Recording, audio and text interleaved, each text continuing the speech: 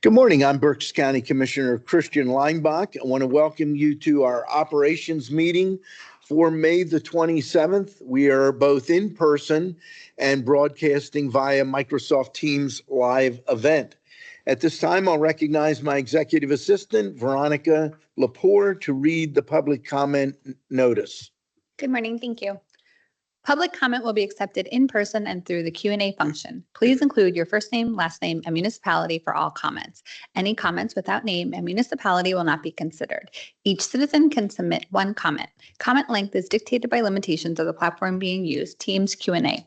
In-person comments will be accepted first, followed by comments submitted virtually. The meeting comment period is limited to a total of 30 minutes, including both in-person and virtual comments. This time period may be extended at the county's discretion. Please be concise. Comments that are germane to county business will be read during the meeting and should not be considered to be interactive dialogue. The county shall be the final arbiter of whether a comment is germane and should be read. Any response to public comment will be done at the county's discretion. Thank you very much. Are there any additions or corrections for the March 11th operation meeting minutes? Hearing none, the minutes will stand approved as presented. There's no public comment in person. I don't see anything online. So we will move right to the single item on our agenda is the first quarter budget update. And here to provide that update is Laura Jones, our Deputy Director of Budget and Finance. So Laura, you're up. Good morning, Commissioners. Good morning. This morning, we are going to present the County of Berks financial update for January through March 2025 Q1.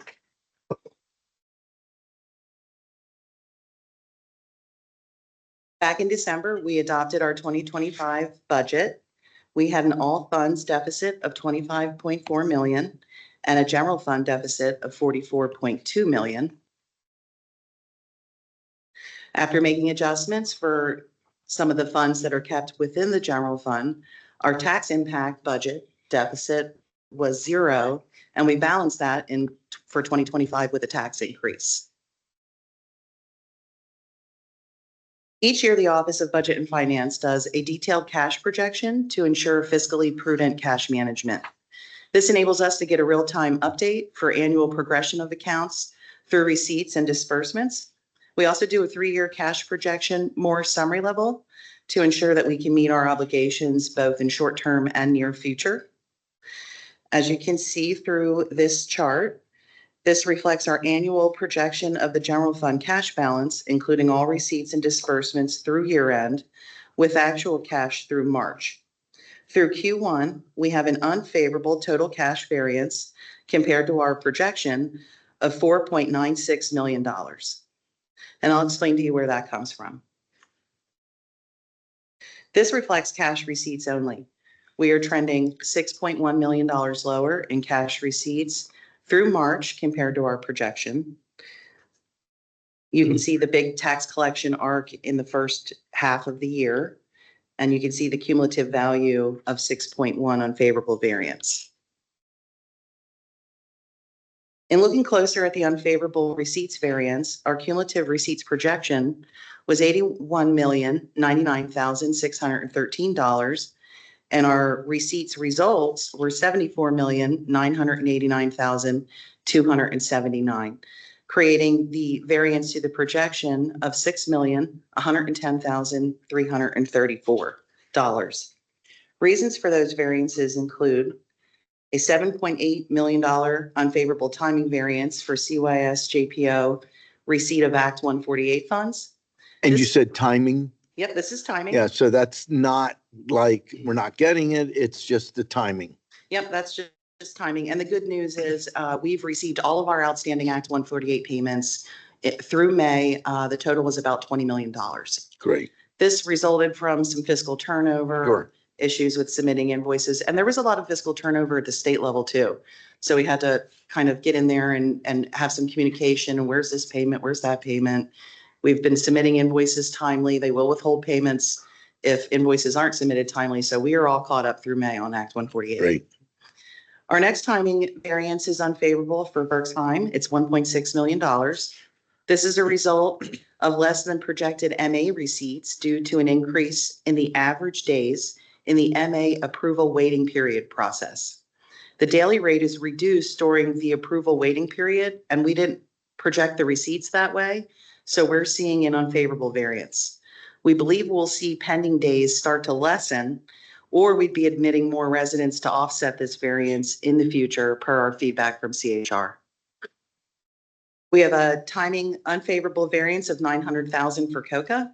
This unfavorable variance is resulting from opioid settlement funds. We projected these funds to be received in March. However, those funds have not been received yet. In general, the timing of opioid settlement receipts is sort of unknown and sporadic, and so we do expect this variance to reverse by year end. The next category is other. It's the combination of all the other receipts that add down to the total variance amount. Our next variance is a timing variance. It's favorable for real estate taxes collections for the current year. In the month of March, our current year tax collections exceeded our projections by 3.2 million cumulatively. And this does swing the other way through May. This variance typically does fluctuate and will continue to be a variance that we will revisit monthly in our review and analysis. So quick question on the taxes. Because they're paid earlier in the discount period, is there a back end negative to that because of the discount versus paying later? So we made our projections based on prior year levels of receipts. Right. And so in comparison to where we would have been through March of last year, we have a favorable variance.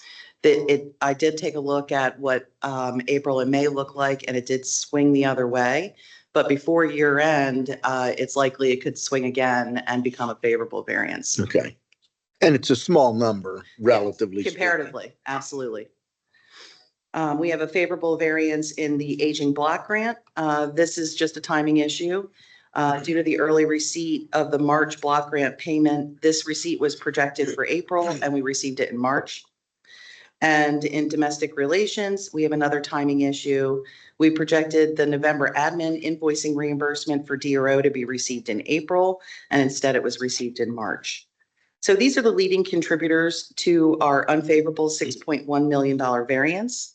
Now let's look at disbursements. So real quickly, Oh. It's easier to deal with it while you have it up. The bulk of this, the 7.8 million, is purely a timing issue. It's not an expectation of less. Just when. So while on the surface, this looks like a disturbing number that you're $6.1 million behind, overwhelmingly, it's a timing issue and not something to throw red flags up at this point in time. Is that fair to say? That's correct. Okay. And given that the Act 148 funds are caught up by May, any other variance that might have been involved in that delay was remedied by a very, very large cash deposit for us in May. And all the other variances here are timing. We would expect all of these to reverse before year end. So next we move to disbursements. This reflects cash payments or disbursements only. We are trending about $1.15 million lower than our projections, which is a good thing. You can see at the bottom, those are the monthly variances, and the total cumulative variance is 1.15 favorable. We had projected $105,313,478 through March. We dispersed $104,161,424, leaving us with a favorable variance of $1,152,054. Reasons for those variances include, first, we have a $1 million permanent unfavorable variance due to separate bank accounts. This permanent variance is resulting from the use of general funds for payments that should have used a separate bank account. This reflects the Comm Center Motorola Solutions yearly maintenance costs of $950,000 and liquid fuels disbursements of $14,500 paid from the general fund account. All disbursements will be reimbursed to the general fund. We've contacted the appropriate fiscal managers and are assured to have those reimbursements to the general fund made by the end of May. An offset for this variance will be seen in the reimbursement to general fund category when those funds are repaid to the general fund. So while this one's permanent, there will be a permanent offset in other categories to net this out to zero. The next category is community support. We have a $400,000 timing unfavorable variance. This variance reflects planned payments for Connections Works programming, including Reentry Works, R3, and their community bail program. Projections were made for payments to occur on a quarterly or semi-annual basis, whereas those payments were made all at once. This variance will reverse itself before year end. Next category is other. This is the net of all the other cash disbursement categories, resulting in $117,000 unfavorable variance. Our next variance is payroll. We have a $1 million favorable timing variance. In payroll, due to the lack of actual Teamsters wage increases for 2023 through 2025, as we're still engaged in contract negotiations. We're also seeing variances in the solicitor's office, public defenders, CYS, courts, controllers, aging, and the domestic relations departments.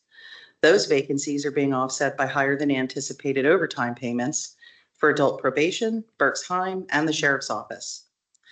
With lower wages comes lower FICA, but we're also experiencing a lower effective FICA tax rate of 7.37% compared to our budgeted rate of 7.5%. And this is resulting from higher than anticipated pre-tax deductions, such as employee parking, childcare, and flex health elections that reduce payroll costs before FICA tax is applied. And so these variances are expected to grow through year end. Our next variance is a $700,000 favorable timing variance for COCA. This is the offset from the receipts variance. We haven't received the opioid funds, so not only did we not get the receipts, we also didn't have the disbursement. We have a $300,000 timing favorable variance in our capital projects for non-bond funded projects. This is due to projects occurring earlier in the year than projected, but also the payments tend to create variances that are difficult to project. So it's also offset by other projects that are not being paid as timely as we projected. We do work with the related departments to develop the annual projections, but the project timing and the payments fluctuate. We have the same amount, coincidentally, in our capital projects, bond funded projects. We have a favorable variance of $330,000 due to slower project progress than anticipated, offset by some projects occurring earlier than projected. Again, the payment projections were collaborated on with the departments, and this will fluctuate through the remainder of the year. And finally, we have tax refunds. This is a timing favorable variance. The court-ordered tax refunds are lower year to date in 2025 than in 2024, and this could change before year end. So these are the leading contributors for our $1.2 million favorable cash disbursements variance. Overall, we have an unfavorable variance of $4,958,280, which the majority of that we believe is timing. Again, in total through March, we will continue to monitor that overall unfavorable variance, and we'll have another update for you after the completion of the second quarter. Thank you for your time and attention. And do you have any questions or comments? In short, basically, apart from timing, you're really pretty close to your projections. Yes. Yes, and the timing tends to be good news. Right. You know, that's something that's going to recover before year end, but it does give us that sort of snapshot into how are we doing, because our accrual basis accounting and financial statements are much delayed compared to comparing cash projections and actuals to get an understanding of where we are for the year. Commissioner Yeah. St. Thank you, Laura, for your presentation. Great job. Just the cash disbursements by month graph, it's pretty consistent. And then like at the end of the year, it just jumps up. That's known as the Commissioner Santoni effect. Could you explain that, Laura? Typically goes for like, it's around 30, 40, and then for November, you make a lot of payments at the end of the year. Is that what it is? So I think typically what that does is we're looking to take the actuals or the payments for the first few quarters. And when they're below budget, we will adjust that cash eventually happen before the end of the year. So a lot of that is projected in December.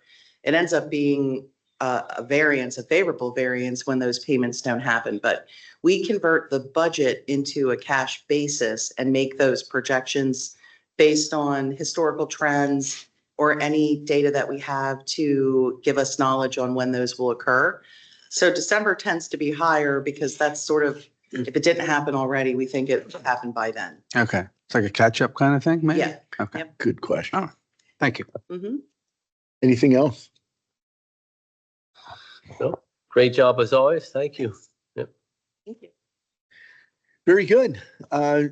Anything from anyone else? Questions, comments? Appreciate it. That Well- brings us to the end of the agenda. Before we conclude, I think we need to congratulate someone here who's its birthday. So I don't know if you want Yeah. to lead us in happy Well, we birthday. can lead it. I want to point out. Wait, did you see my home? Yes, well, I We heard saw about it. pictures. I did. We didn't see You it. may we come heard over. Here's some, here's an interesting fact. We'll go over and take a look, but here's an interesting factoid. 66 upside down is 99. Yeah. So you're closer. I figured that out as I am. I'm also 66, Barnard's 66, and you're younger than both of us. Oh, you old guys. You old guys. 1959 was an amazing. It was. That's why they went into a new decade. They said, we can't do this again. Change the penny. What's the significance of all the balloons? A lot of air? I'm just trying to, I don't know. I'm just wondering. Thinking out loud. Asking for a friend. It's the most balloons in office. There was no room. Well, let's go ahead Happy and try birthday. this. Happy birthday to you. Happy birthday to you. Happy birthday, dear Bob. Happy birthday to you. Happy birthday, Mom. So did we ever sing happy birthday to you in all the years you've been here? A first time. Well, that's good.